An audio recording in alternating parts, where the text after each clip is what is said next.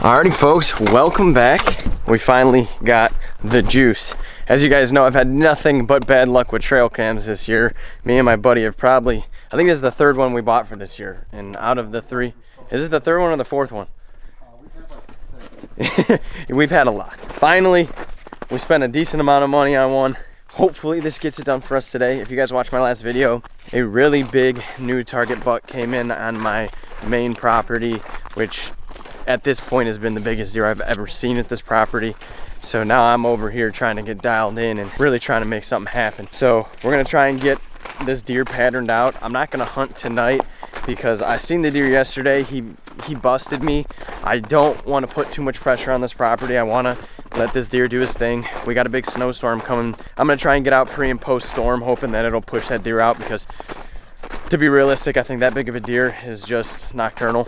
I don't know for sure, but if I had to guess, he's gonna be nocturnal for the most part. The only time I'm gonna catch him when it comes out just a bit early to get on food. I don't think I'm gonna find this deer anywhere but on the food. And unfortunately, like some of you guys were mentioning, like shoot him on the way to the food so you can get him earlier in the day. I would love to do that, but realistically, the way the properties work here, the way that my permit is, it's all control permit. So I can only hunt properties that are permitted on the permit. Now I have permission to be on all the surrounding properties, just legally to the city. I don't think I can move the tree stand. I may consider the attempt, but I think the best option for me is to try and shoot it off the food, like at this point, because it's going to go there for a reason. Otherwise I'd have to get it on the way to the food and try and stop it in its tracks. So I'm going to look into it, but we're going to put some corn out. We're putting out a new trail cam. I'm gonna try and hunt again tomorrow. Take down this Pui stealth cam. This thing's brand new. It's a nice camera. Like, it seems like it's legit, but it's supposed to be nice, but it don't work at all. And we've only had it for like a week. So we're going Wild Game Innovations. We got the infrared one. We're gonna see, it should work. What do you think, like right here? Yeah, probably. That's probably good. Just get the straps going. And we'll turn it on and see if the light, at least this one's got a light when it takes a picture, you know what I mean? So like the other one, you didn't know. It was like, well, cross your fingers, hope this is working. You put this on. I put it on backwards? Yeah, the strap's on. Not anymore. I like that. That's a nice, like, that's spring loaded and everything. Open her up, turn her on, straighten it a little bit. See, so you guys know, confirmed. Let me get out of the way, ready? Whoop. Oh, light came on, bingo. All right, it should be taking pictures. Should. Move out here. What happened here? Buddy ripping down trees, huh? What the heck? Dude, holy shnikes, this thing's in the ground. Look at the deer started a new trail. They're coming through here instead. So here's my thought. I'm gonna obviously put some more corn out here. We're gonna do that on the way back, but let's take a walk down here. So if there was any way that I was gonna try and meet a deer on the way to the food, which is like the most ideal way to break a bigger buck, because they say if you can't get him on the food, get him on the way to the food, would be he always comes down this path. So I have two neighbors on this permit, which allows me to hunt a little bit more property. You can literally see where they're coming from. Like the buck that came in the video, he came right from this direction. So I mean, you got just a high traffic area coming through here. What if I caught him over here? Yeah, they gotta go stand and stuff. Well, yeah, I'm gonna move the stand because I have a stand down on the other side of the creek that I would move up here. This is 100% their highway. So what if I put the tree stand, you know, in one of these trees, like up here above the pond, and shot him on the way in over here? If I buried it up in here and I camouflage myself up in this tree and then make a shot down this way, that's kind of what I'm thinking. Because think about it, if I buried myself up inside there, they're not gonna see me on the way through. I'm not have a perfect open shot, so I would literally have to be like, meh. Such a high traffic area to the point where the big buck always comes from in there. So what I think, I'm probably just gonna move it and then just go knock on his door, be like, hey. So my other stand is on this current property. It's just down below the creek, because I really thought the bigger deer would come from below the creek, but I guess not. I'm thinking this tree right here, dude, get up in there and shoot him on the way down. Just all right, so now we're down by the creek. What's all does though? Yeah, I mean, they're whatever. We found a pumpkin in the creek over here. I'm gonna throw that out just for some extra food. Think this thing's all. Holy crap, dude. not rotted or anything yet. Well, the inside is for sure, but they'll like that. So, there we go. The only time somebody's littered on my property and I was okay with it.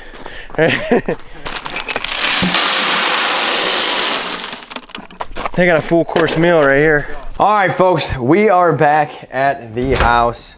We're cooking up some chicken parmesan over here in the kitchen. Whoop whoop.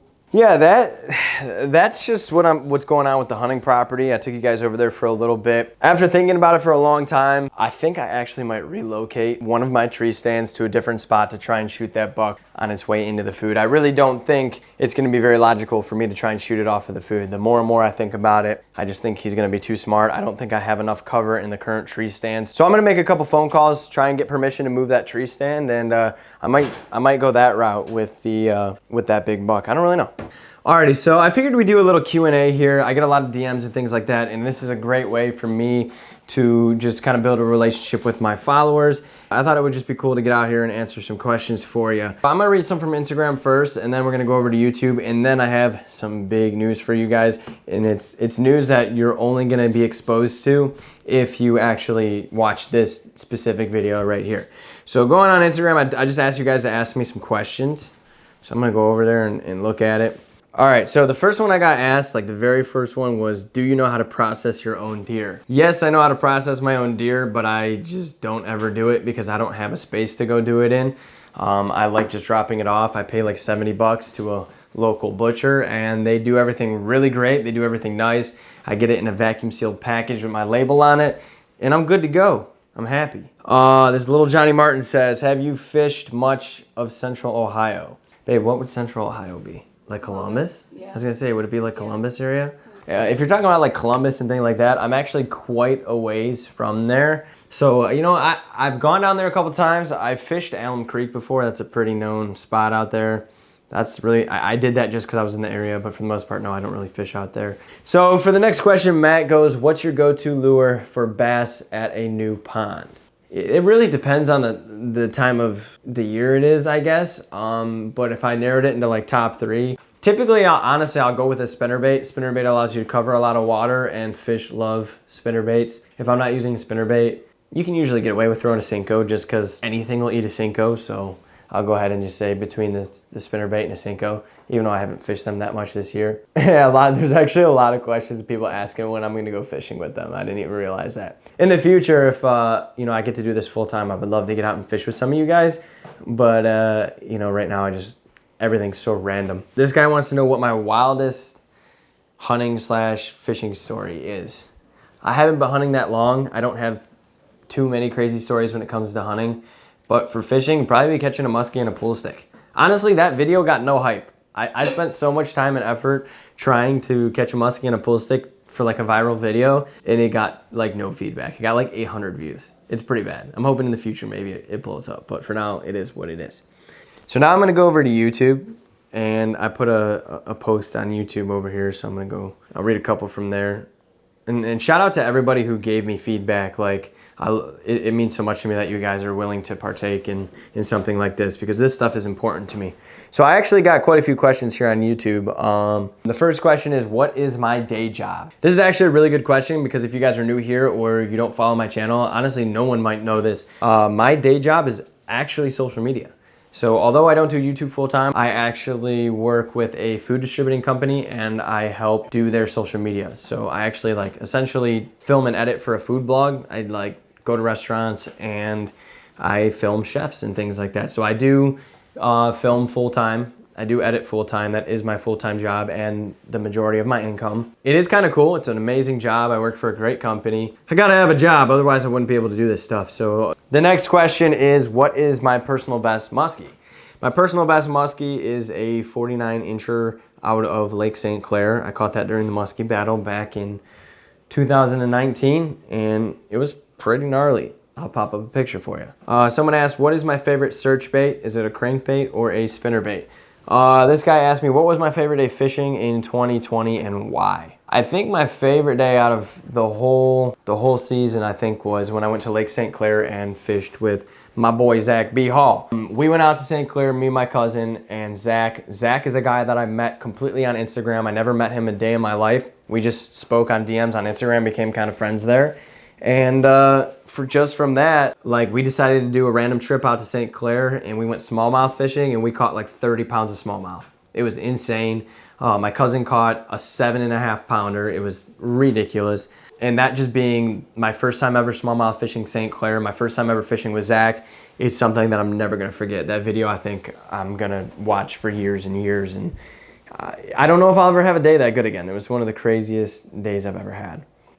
The last question I'm gonna answer, which is a really good question. Somebody asked me, being self-taught in hunting and fishing, like, what got me to start each? To be honest with you, I don't know. I really don't. Fishing was something that's always been a part of my life. Like, I can't think back to a time where I didn't fish. I don't know who got me into it. I don't know really who pushed me to get this in depth with it.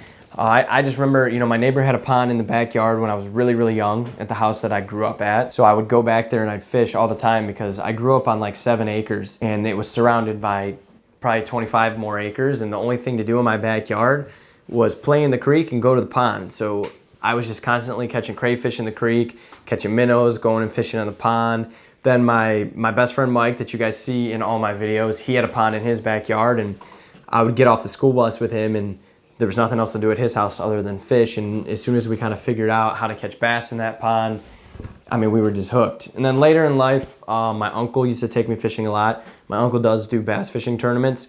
He lives in a different state, so I don't really get to see him that often, but he was kind of a big culprit in that for sure. So, and then as far as the hunting thing goes, I kind of just got really intrigued by the harvest thing. One of my friends just gave me deer jerky one day, gave me a deer steak. I dated a girl in high school that her dad was such a big outdoorsman that, like, if we ate dinner over there, we had to eat like deer steaks or wild goose or something like that. And that was so just bizarre to me, and I got really intrigued by it. And so from then I just pursued it. And then I just feel like being an all-around outdoorsman, it's just something that you'll just end up paying interest into just because it kind of fits the lifestyle. So it was just something that I really like to do, and here I am. I just pursued it completely by myself. So I think that's it. That's all I'm gonna do for questions today.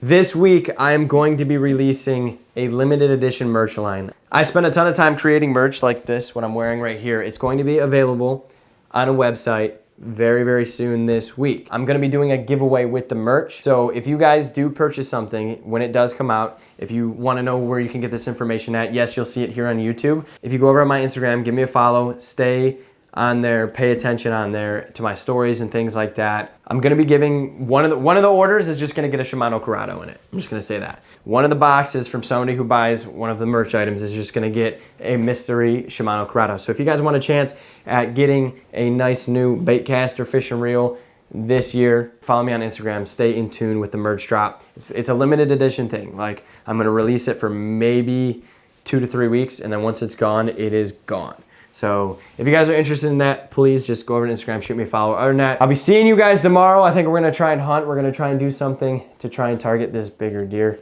I'm really antsy about it. I'm trying to get that figured out. So thank you guys so much for watching. I'll see you tomorrow, and we'll catch you next time.